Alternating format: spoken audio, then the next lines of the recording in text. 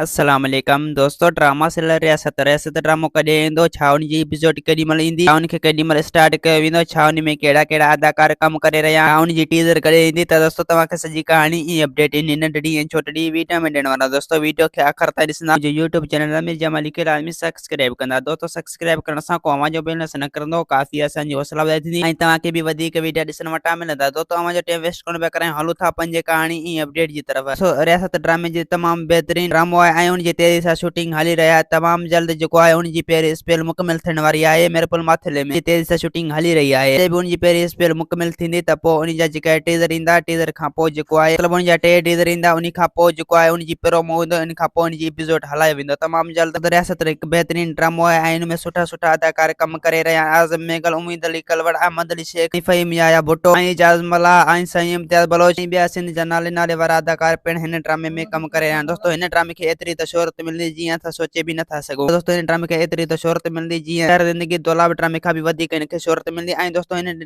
जेको ड्रामो आहे हिनखे केटीएन टीवी ते रिलीज़ कयो वेंदो मतिलबु हीउ हिकु केटीएन टीवी वारनि जो ज़बरदस्त ड्रामो आहे केटीएन टीवी खे एतिरी त शोहरत ॾियंदी जेतिरी असां सोचे बि नथा सघूं दोस्तों हिन में सुठा सुठा पिणु अदाकार कमु करे रहिया आहिनि ऐं हिन में डायरेक्टर खां जो वॾी महिनत करे रहियो आहे मतिलबु हीउ ड्रामो जेको आहे केटीएन टीवी खे एतिरी त शोहरत ॾियारींदी जेतिरी सिंध टीवी खे शोहरत ॾियारियो हो ऐं दोस्तों हिन जी तमामु जल्द जेको आहे टीज़र अचण वारी आहे छो जो स्पेल हिन ड्रामे जी मुकमिल थियण वारी आहे जॾहिं पहिरीं स्पेल मुकमिल थींदो त उन खां बाद जेको आहे हिन जा 3 टीज़र ईंदा उन खां बाद प्रोमो ईंदो उन खां बाद जेको आहे हिन जी एपिसोड हलाई वेंदी दोस्तों हिन जी एपिसोड खे एतिरी त व्यूज़ ईंदा हिन जी एपिसोड जेको आहे पहिरीं उहा एतिरी त वायरल थींदी जीअं असां सोचे बि नथा सघूं मतिलबु त लख खां व्यूज़ मथे खणंदी मतिलबु त लख खां माण्हू जेको आहे हिनखे मथे ॾिसंदा छो जो रियासत ड्रामो हिकु बहितरीन ड्रामो आहे दौलाब ड्रामो ऐं टकरार ड्रामो ऐं ज़हर ज़िंदगी ड्रामे खां बि ज़बरदस्त ड्रामो ज़िंदगी में मां चवां थो तव्हां इहो ड्रामो ॾिठो ई न हूंदो ऐं अहिड़ो ड्रामो ॿुधो हूंदो दोस्तों हिकु बहितरीन ही ड्रामो आहे तमामु जल्द अवां जे वेझो अचण वारी आहे दोस्तों असांखे ॾींदा हाणे इजाज़त वरी तव्हां सां मिलंदासीं के नई वीडियो में जेसीं ताईं पंहिंजो ख्यालु रखंदा ख़ुदा हाफ़िज़।